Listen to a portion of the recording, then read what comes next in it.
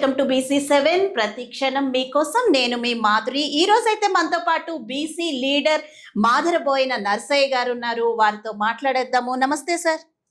నమస్కారం. ముందుగా మీకు బోనాలు శుభాకాంక్షలు. ఎలా జరుపుకున్నారు బోనాలు? ఎలా జరిగాయి అంటారు? మన తెలంగాణలో ధూమ్ధామ్గా అయితే జరిగాయి. ఒక్కసారి మీ మాటల్లో చెప్పండి. BC7 ఛానల్ వాళ్ళకి ఈ సందర్భంగా తెలంగాణలో ఆషాఢమాసం బోనాలు చాలా సంబరంగా సంతోషంగా అందరి కుటుంబాలు ఆయురారోగ్యాలతో సుఖ సంతోషాలతో వర్ధిల్లాలని ఆ తల్లికి బోనాలు సమర్పించడం సంతోషం. ఆ రకంగానే ఈరోజు ఈ బీసీ ఛానల్ ద్వారా నేను నా అభిప్రాయాలను పంచుకోవడానికి రావడం జరిగింది. సరే, ఏంటి గంగపుత్ర రాజ్యాధికార పార్టీ? ఎందుకు ఇలా కులం నుండి పార్టీలు వస్తున్నాయి? అసలు వాటి గురించి ఏంటి చెప్తారు మీరు? మంచి ప్రశ్న ఇచ్చారు. మనము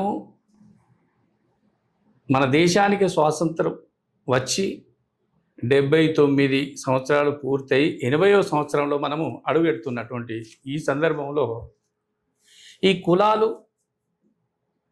కులాలకు జరిగేటువంటి అన్యాయాలు, వాళ్ళ అభివృద్ధిలోనికి రాకపోవడము, అట్టడుగులనే ఉండడము మూలంగా ఈరోజు బీసీ కులాలకు న్యాయం జరగడం లేదు. పాలకులు బీసీలను పట్టించుకోవడం లేదు. వాస్తవంగా బీసీ కులాలు లేకపోతే రాజ్యాలు లేవు, ప్రభుత్వాలు లేవు. సార్ ఒక్క నిమిషము మధ్యలో ఇంటరప్ట్ చేస్తున్నాను, ఏమనుకోవద్దు. 42% రిజర్వేషన్ అని ప్రత్యేకంగా ఇప్పుడు బిల్లు అన్ని యాక్చువల్గా బిల్లు ఆమోదించాలని అంటున్నారు. సో అవన్నీ కూడా జరుగుతాయి అంటారా? ఎందుకు న్యాయం జరగట్లేదు అని మీరు అంత కరకండిగా చెప్తున్నారు? ప్రభుత్వం బీసీల కోసం మేము అది చేస్తాం ఇది చేస్తాం అంటుందిగా. బీసీలకు 42 రిజర్వేషన్ అమలు చేయాలని చెప్పి గత 25 సంవత్సరాలుగా బీసీ నాయకులు పోరాటం చేస్తున్నారు. బీసీలకు న్యాయం జరగడం లేదు అంటే ఈ 42% ఇవ్వలేని ఈ ప్రభుత్వాలు ఇక 130 కులాలకు ఏం న్యాయం చేయగలుగుతుంది? 42% ఇంప్లిమెంట్ చేయడానికి వాళ్లకు ధైర్యం రావట్లేదు, దయ రావడం లేదు. ఎవరి కోసం ఈ ప్రభుత్వాలు ఏర్పాటు చేయబడుతున్నాయి? ప్రజా సంక్షేమం కోసం ఏర్పాటు చేసేటువంటి ప్రభుత్వాలు ప్రజల డిమాండ్ అయితే ఏదైతున్నదో దాన్ని ఖచ్చితంగా ఇంప్లిమెంట్ చేయాలని చెప్పి మేము డిమాండ్ చేస్తున్నాం. ఎందుకంటే ఇప్పుడు ఉదాహరణకు ఒక్కొక్క కులాన్ని మనం అంటే ఇప్పుడు విద్యలో కూడా రిజర్వేషన్ ఉండాలంటారా? ఖచ్చితంగా ఉండాలి. హక్కు ఎందుకు ఉండాలంటున్నామంటే ఈరోజు మనము ప్రతి వ్యక్తి పల్లెటూరు నుంచి వెళ్ళే పట్టణానికి వచ్చినాం. పల్లెటూరు వ్యవస్థ ఇప్పటికీ కూడా ఎక్కడ వేసిన గుంగడి అక్కడలాగానే ఉన్నది. వానికి ఒక ఎకర స్థలం కూడా ఉండలేని పరిస్థితిలో ఉన్నటువంటి ఆ కుటుంబము ఆ పిల్లల్ని ఎలా పోషిస్తుంది? వాళ్ళకు కావలసిన విద్యను ఎట్లా అందిస్తుంది? వైద్యాన్ని ఎట్లా అందించగలుగుతుంది? తినడానికి తిండికి కూడా సరిపోలేని అటువంటి జీవన వ్యవస్థలో ఈరోజు పల్లెటూరులో ఉన్నటువంటి ప్రజలు కొట్టుమిట్టాడుతున్నారు. మరి వాళ్ళకి న్యాయం జరగాలి కదా. వాళ్ళకి ఎవరు చేయాలి న్యాయము? పాలకులు చేయాలి. ప్రజా సంక్షేమం కోరుకునే పాలకులు ఖచ్చితంగా వాళ్ళకు న్యాయం చేయాలి. వాళ్ళకు న్యాయం చేయడం లేదు కాబట్టి ఈరోజు బీసీలకు 42% రిజర్వేషన్ కావాలని చెప్పి డిమాండ్ చేస్తున్నాము. ఆ డిమాండ్ను ఖచ్చితంగా కేంద్రము ఇంప్లిమెంటేషన్ చేయాలి. రాష్ట్రాల చేత ఇంప్లిమెంటేషన్ చేయించినప్పుడే న్యాయం జరుగుతుందని చెప్పి మేము గంగపుత్ర రాజ్యాధికార పార్టీ తరఫున మేము డిమాండ్ చేస్తున్నాము. ఖచ్చితంగా 42% ఇంప్లిమెంట్ చేయాలని చెప్పి కోరుతా ఉన్నాం. ఇప్పుడు మీ పార్టీలో ఎంతమంది ఉన్నారు సార్? ఈ గంగపుత్ర రాజ్యాధికార పార్టీలో అధికారంలో కేవలము ఒకే ఒక గంగపుత్రుని మేము ఎమ్మెల్యేగా గెలిపించడం జరిగింది. ఓకే. మరి మా ఒక ఎమ్మెల్యే ఆయన యొక్క అభిప్రాయాలను ఈ రాష్ట్ర ప్రభుత్వానికి ఎంత చెప్పినా కూడా ఇప్పుడు ఏమంటామో ఆయన వాయిస్ను రికార్డు తీసుకున్నట్లయితే ఖచ్చితంగా ఈ బీసీలకు మా వాటా ఏదైతే ఉందో 7% వాటాను మేము ఖచ్చితంగా పొందగలుగుతాం. మరి ఆయన మాటలనే రికార్డులోనికి తీసుకోవడం లేదు. ఎందుకు తీసుకోవడం లేదు? ఒక వ్యక్తి ఎమ్మెల్యే. మరి మా వాటా ఎంత రావాలంటే మాకు 6 ఎమ్మెల్యే సీట్లు రావాలి, 1 ఎంపీ సీట్ రావాలి యాజ్ పర్ రూల్ ప్రకారం. అంటే మా జనాభా ప్రతిపాదిక ప్రకారం ఆ రకంగా ఎవరి కుల జనాభా ప్రకారము వాళ్ళ వాటా వాళ్ళకు వచ్చినట్టయితే ఈరోజు చట్టసభల్లో మా వాయిస్ వినిపించగలుగుతాము, మాకు కావలసినటువంటి నిధులను తీసుకోగలుగుతాము, మేము అభివృద్ధిలోనికి రాగలుగుతామని చెప్పి మన BC7 న్యూస్ ఛానల్ ద్వారా తెలియజేస్తున్నాం. సార్, అంటే అసలు ఎంతమంది వస్తే మీ వాయిస్ వినిపించగలుగుతారు అంటున్నారు? ఎందుకంటే మీరు చెప్తున్నారు ఒక్కరే వచ్చారు మా నుంచి, ఆయన వాయిస్ అసలు పైకి రావట్లేదు అంటే రాజకీయంగా ప్రభుత్వం పట్టించుకోవట్లేదనా, లేకపోతే ఏంటి అసలు? ఎంతమంది రావాలి మీరు అనుకున్నవన్నీ జరగాలంటే? చూడండి మేడం, ఒక రాజకీయ పార్టీ నుండి గెలిస్తే ఆ రాజకీయ పార్టీ చెప్పే మాటలే వాళ్ళు వినాల్సిన పరిస్థితి ఉంటుంది, కానీ వాళ్ళ వ్యక్తిగతంగా వాళ్ళ కమ్యూనిటీ పరంగా ఆ వాయిస్ను అలా చెప్పలేకపోతున్నారు. అంటే ఈ గొంతు వరకే వచ్చి అయిపోతుంది తప్ప బహిర్గతం కావడం లేదు.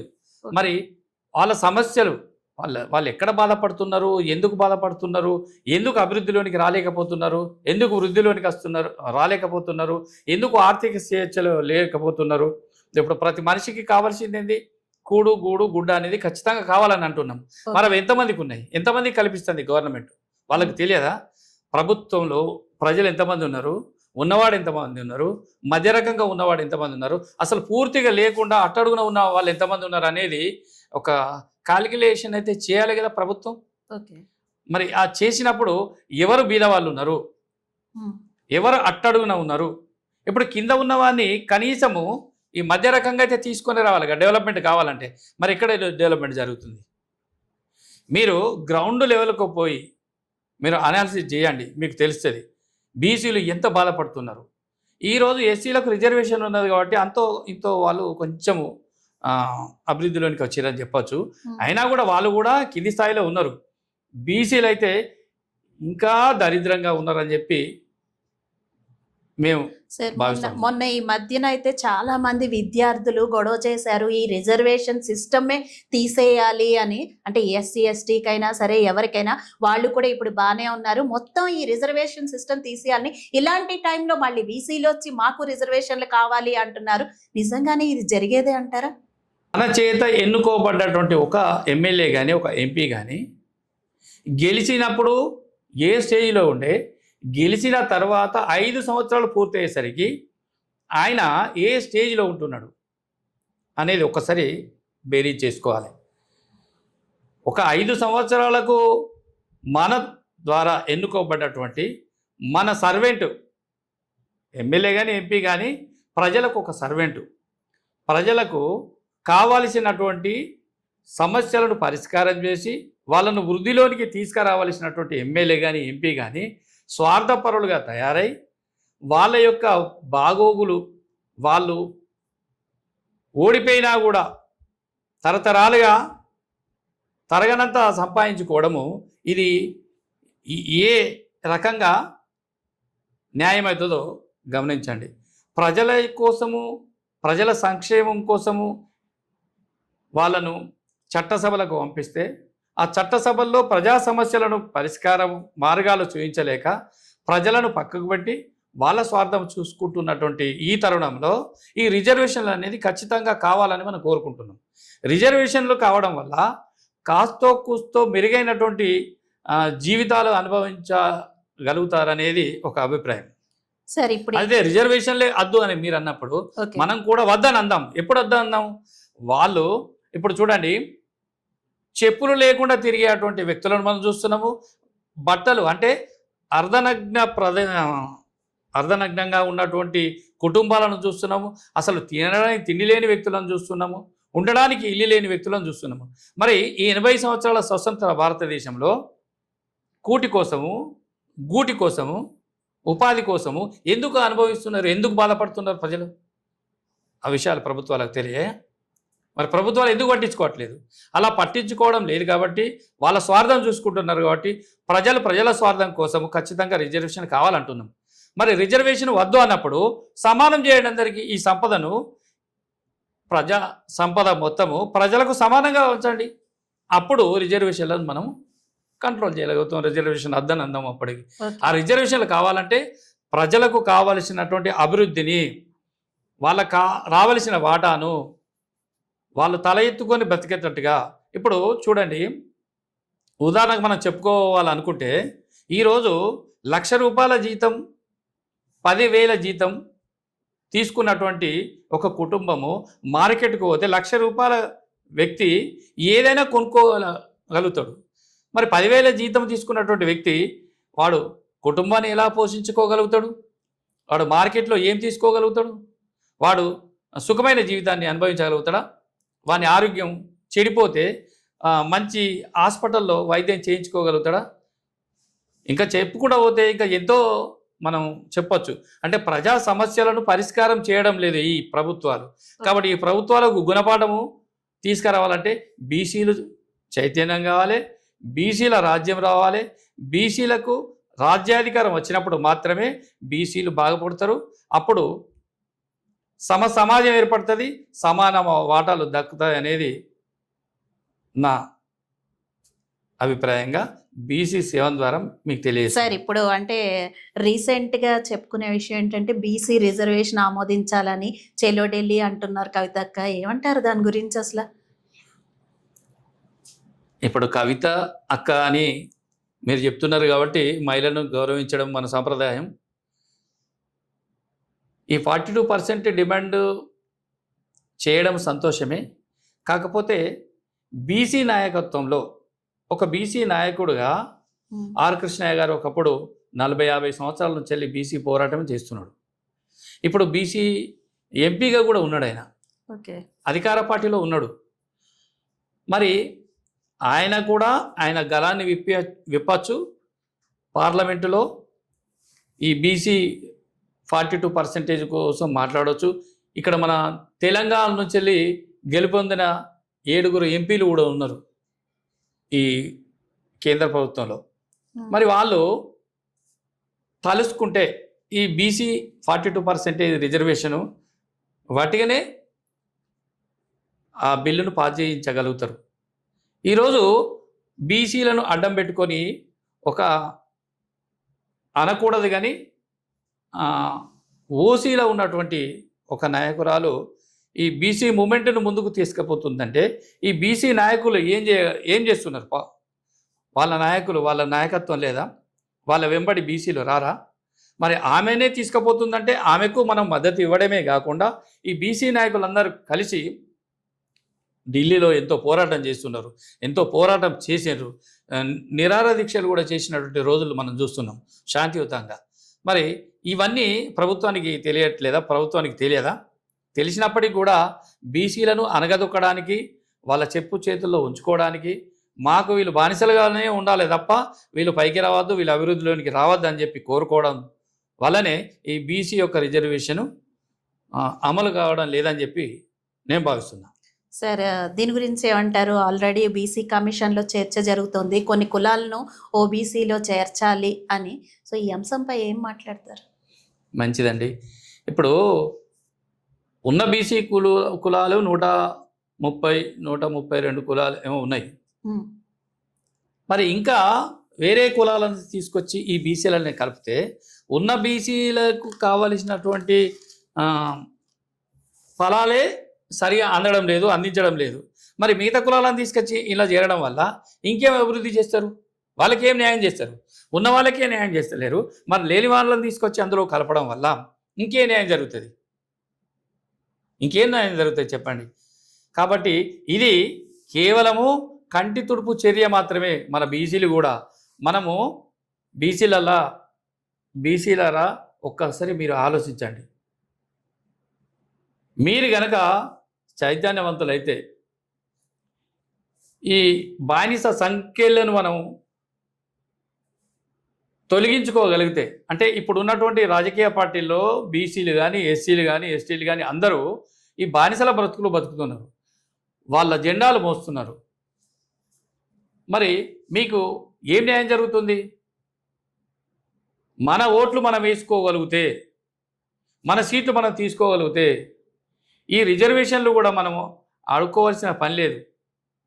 మన అధికారం మనం దక్కించుకోగలిగితే, మనం కేంద్రంలో కానీ రాష్ట్రంలో కానీ అధికారంలోనికి రాగలిగితే మన బీసీలందరూ కూడా సంతోషంగా, సుఖంగా, ధైర్యంగా, ఆత్మగౌరవంతో బ్రతకగలుగుతాం.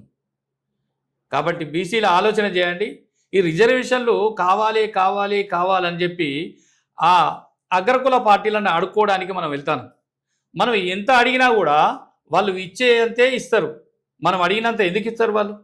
మరి అలా ఇవ్వడం లేదని మనం కాస్త జ్ఞానం ఉపయోగించుకుంటే, మనకు ఉన్నటువంటి హక్కును, మన ఓటు హక్కును సరిగా ఉపయోగించుకోగలిగితే మన బీసీల రాజ్యం తీసుకొచ్చుకుంటాం, మన బీసీల అధికారంలోనికి వస్తాం. అప్పుడు ఈ సంపద మీద మనం కూకుంటాం, ఆ సంపదను ఈ బీసీలకు సమానంగా వంచుతాం. బీసీలు ఖచ్చితంగా వృద్ధిలోనికి వస్తారు, అభివృద్ధిలోనికి వస్తారు, అందరం బాగుపడతాం. కాబట్టి బీసీల ఆలోచించండి.